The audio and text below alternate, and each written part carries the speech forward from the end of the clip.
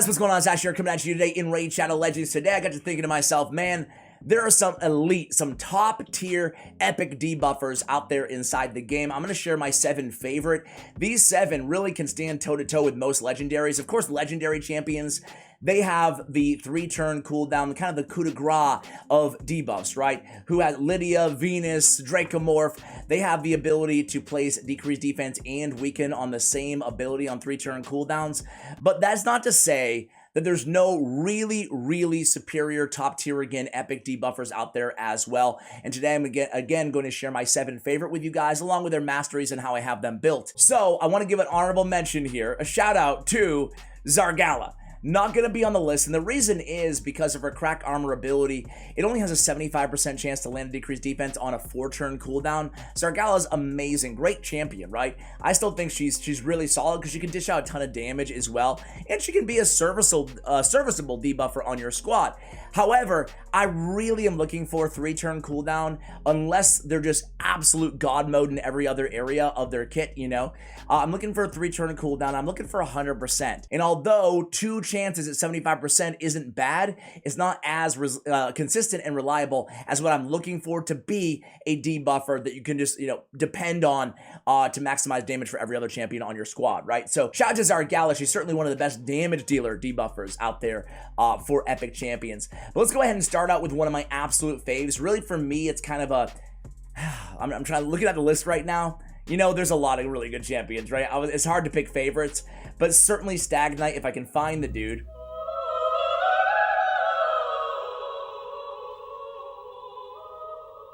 If you are suffering as much as I am, please tell me. There he is, Staggy. Stag Knight. Such a simple kit, but such a beast of a champion, guys. He's unique because he has Hunt Master, 3-turn cooldown, decreased defense, and decreased attack on the same ability for 2 turns. It is 95% land rate on this ability, but that's why we're going to go ahead and pick up the Sniper Mastery. Going to be absolutely imperative for your builds on Stag Knight to get that up to 100%. Again, you can see all the masteries here. But yeah, man, this is just a simple ability, but damage mitigation and maximization with the decreased attack and decreased defense. We have decreased speed on the A1. That's at a 50% land rate, 55% land rate, great against bosses, right? And each hit has that 55% chance if you have that Sniper Mastery, which we do on Stag Knight. So Stag Knight is just so freaking good. He also was the first champion to be added to the game with increased attack accuracy, in his kit on 1 turn every time an ally has a debuff resisted. So this dude, I love him. You guys love Stag Knight? I'm sure you do. If you have him, you know what I'm talking about, man. First of all, or lastly, I should say, his stats are insane. His base stats are insane. 107 speed is very fast base speed for a debuffer. His defense is okay, and boy, his HP is very high. That's why I have him in a shield set. I actually don't use a lot of Stag Knight anymore, maybe in Faction Wars, but I had him at one point way back in the day with Seer in a shield set, so we can strip that off, but still not a bad shield candidate because he has a lot of HP, right? So you can scale him with the HP, and he'll have more utility on your team. Of course, most of you guys, first priority is going to be getting this guy in accuracy, perception gear to make sure we have that accuracy high enough. Speed, I like my debuffers fast, obviously, certainly faster than my nukers and my other damage dealers on my squad. And then after that, trying to get some damage out of Stag Knight. Sneakily enough, for a champion whose damage is based on attack and only has an 859 base attack, he can kind of dish out some damage too. So Stag Knight is just... he's just one of the best champions out there. Certainly even stands toe-to-toe with a lot of legendary champions out there. All right, next up is going to be numero uno. For me, it's Ugo, right? I think she's the best debuffer out there among epic champions and really can stand toe-to-toe, just like Stag Knight, with most legendary champions. She's that good. Last night, Jay had a sexy dream about some woman. Oh, baby. Oh, baby. Oh, baby. Oh. And I know it wasn't about me, because he knows that I hate when men call me baby. She has a leech on the A1, on the A2, and I like that it increases for each alive enemy, or each enemy alive. Alive enemy? Well, I guess it works either way, right? On the A2, though, this is where things get to get really juicy here, guys. Decreased defense, 3-turn cooldown. Have a 50% chance, make it 75 to place block buffs debuff for 2 turns, and that chance increases by 5% for each alive enemy. Man, oh man, oh man. Having block buffs and decreased defense on the same ability is just unbelievable, guys. It's stellar. It's amazing. It's a fantastic ability. I love her for that reason. Block buffs is so powerful. So many annoying Doom Tower Waves, Faction Wars, you name it, where buffs are a nuisance. Hydra Clan Boss. I know you guys don't like playing Hydra Clan Boss, but she's really good against, and it gets better. She has a cleanse, removes heal reductions, and then another random debuff from all allies. Sometimes that's all you need is one random debuff, right? Sometimes you're just removing that stun or whatever, you know? And then heals all allies 20% of this champion's max HP. And then she has all this stuff that she can do. She can revive in case of an emergency, stuff like that as well. Ugo is so good. Now you can go accuracy. You can go with just accuracy on the support tree here, or you can just go with lay on hands and get more out of her heals as well. One might argue I could go lay on hands instead of the accuracy because I don't really need it. What do I have right now? 320, 330, 40? I think that's good enough, right? So anyway, I built her with a little bit of damage as well, but damage for me comes really secondary on most of these champions, right? It's mostly accuracy, speed, and making sure they can stay alive for whatever you're using them, right? So Ugo, I love her. I have her in Relentless Gear here, guys. Man, she's so good. I've said this, 100 times on the channel now, but I put my favorite champions, what I see as the best champions, more often than not. It's not always the case, but a lot of times I'm looking at them to use my Relentless Gear because they're so good. I kind of want them to go twice. You know, I kind of want to keep going over and over again. And that is definitely the case with Ugo. Next up, let's cover the best arena debuffer out there. Some would still say inside the entire game, and I would tend to agree. Where are you? Madam Cerris. Madam Cerris, man. Midnight Ritual is just such an insane ability. Removing all buffs from all enemies and then placing decreased attack and decreased defense. What? I think she was, 2019, 2020 Halloween? I think it was 2019 Halloween. She came in with Harvest Jack and with Miscreated Monster as well. They were released together, and that was a really fun release, guys. She was a game changer. She still is a game changer because of this ability. Removing buffs and then placing these debuffs is just so incredibly powerful, especially for the arena with all the shield and, I mean, all the buffs out there, right?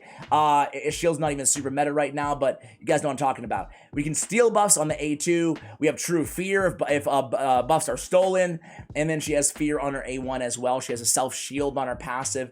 She's just so good. I have her built out in an arena build right now with Eagle Eye Mastery, really trying to maximize her accuracy overall, and you'll see that reflected in the overall build with 667 overall in the accuracy, and I need her very fast because I need her. She goes after Arbiter for me, right? So I need her to be as fast as we possibly can. Actually, she goes after Kymar, my bad. On my squad, I go Arbiter, Kymar, and then a little speed gap, and then we go with Madam Cerris and then Trunda, whoever my nuker is. So really, it's all about speed and accuracy for the arena build. That's why I have accuracy, perception, accuracy on the chest, and accuracy, no doubt, on the banner as well. So Madam Cerris is just incredible.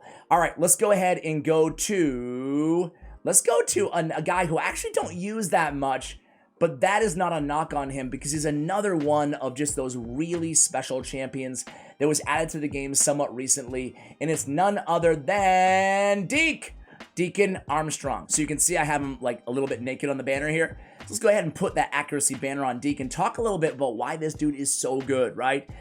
First of all, he has a grant an extra turn ability, so we can really, you know, keep his debuffs up all the time. Where is accuracy? Where is it? Okay, I'll put it on later. But let's talk about his skills first, right? On his A1, he has a leech as well. On his A2, attacks all enemies, decreased defense, 100% land rate on a 3-turn cooldown. Time compression. Fills turn meter of all allies 15%, decreased turn meter of all enemies by 15%, grants an extra turn. That's just so amazing. This is on a 3-turn cooldown. So 3-turn cooldown, grant an extra turn. It's on a 2-turn cooldown, and then we get right back into sweeping retribution and basically keep decreased defense up almost all the time on all the enemies out there. That's what makes Deacon Armstrong. That is not my name! So good. He also has a great aura, speed in all battles by 19%. You can see the masteries are pretty much the same on most of these champions, with the exception again of Madame Cerris. But man, oh man, Deke is really, really good. I have him in a stun set here because again, he's coming back around with a lot of these. This is essentially on kind of a 2-turn cooldown. Doesn't equal exactly to be a 2-turn, but a lot of AoE attacks, you know, plus a lot of control with the turn meter control and increase on the time compression. Man, he just has such a synergistic kit with a stun set, so that's why I have him in stun. And again, you get some heals out of that leech as well. Dude, Deke is really, really good. I'm often reminded when I take a look at these champions, like, yeah, he is really a special champion. I gotta find ways to use him a little bit more. All right, so I have 3 more for you guys, right? One of them is on my free-to-play account. Believe it or not, I don't have him on I don't have him maxed at least on this account. But first, let's talk about Thylesia. If you're looking for damage out of a debuffer, look no further than Thylesia. She is so good. She deals so much damage, man. So I have her built out with crit damage on her gauntlets and 100% crit rate, 291 on the accuracy, 192 on the speed. So we could probably stand to gain a little speed and accuracy here, but still it's worth it for the damage that she puts out. On her A1, she has a debuff spread with synergizing with Hex. On the A2, attacks all enemies, increase the duration of all debuffs on all enemies by 1 turn. Shrieking Voices deals a lot of damage, and that's a really great ability too, extending debuffs on the target. On her A3, that's the decreased defense for 2 turns, but with the Shrieking Voices with the A2, we can essentially extend those decreased defenses as well and have that up almost all the time on enemies. When attacking enemies under decreased defense, has a 50% chance of placing a Hex on them for 2 turns as well. A lot of people forget that Thylesia is actually also a Hex champion. As I already said, if I'm looking for damage, I'm looking no further than Thylesia, or an honorable mention but not included on the list is Siege Hulk. He's another massive damage dealer, right? We're talking, you know, just incredible damage from this dude. He can outdamage Zargala, I mean, depending on affinities, Zargala and even Thylesia, but he's just super one-dimensional, right? He's only decreased defense, so I'm not having on the list because, again, I'm looking for a little bit more than just decreased defense. In just damage, well, I guess we have decreased speed in the target for 2 turns. I guess we have that going for us, right? But either way, Siege Hulk is a beast, right? So he deserves to be on the list. So let's just make it 8 champions. There you go, Siege Hulk. I love Siege Hulk. You can see I have him, like, a lot of my epics I don't use a lot. I'm just kind of muling their gear around. But still, Siege Hulk should not be overlooked. And I do use him when I want to do, like, a really fast run on a Doom Tower secret room, right? I'll put him right in there. So love me some Siege Hulk and Thylesia as well. Let's go ahead and talk about, what do I have? 2 more left for you guys. And one of them is old school. I am including him even though it's a 4-turn cooldown, and it's none other than Tyrell, if we can find the dude. Tyrell is right over.